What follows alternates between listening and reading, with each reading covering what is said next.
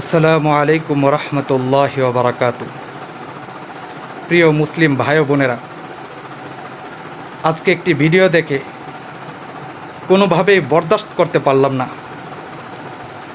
ভারতে আমাদের এক মুসলিম বোনকে মালাউন মুশরিকরা ধর্ষণ করে তার লজ্জাস্থানে পাইপ ঢুকিয়ে তাকে নির্মমভাবে হত্যা করেছে।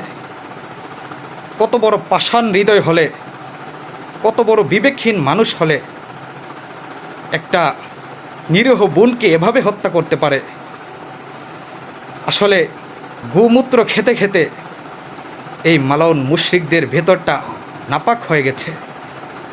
তাই আমি আমার সকল মুসলিম ভাই বোনদের প্রতি সবিনয়ে অনুরোধ করছি, আপনারা গাজওয়াতুল হিন্দের জন্য প্রস্তুতি গ্রহণ করুন।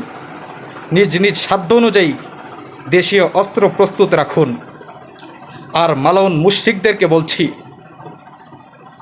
অচিরেই তোদের জন্য এমন এক দিন আসবে যেদিন চাপাতি দিয়ে তোদের ঘাড়ে কুপাতে কুপাতে তোদের ঘাড় থেকে মাথাকে আমরা আলাদা করব এবং তোদের নেতাদেরকে ডান্ডা বেরি পরিয়ে ধরে নিয়ে এসে জবাই করব এবং পুরো ভারত উপমহাদেশে তোদের রক্তের বন্যা বইয়ে দিয়ে তোদের বীজ উপড়ে ফেলে আমরা ইসলামী হুকুমত কায়েম করব ইনশাআল্লাহ।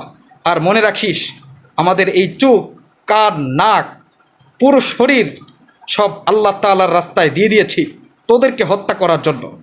তোদেরকে হত্যা করতে করতে তোদেরকে নাশ বিনাশ করে এরপর আমরা আমাদের রবের সাথে মিলিত হব এবং আল্লাহ চাইলে আমরা জান্নাতের হুরদের সাথে মিলিত হব ইনশাআল্লাহ সুবহানাহু ওয়া তাআলা।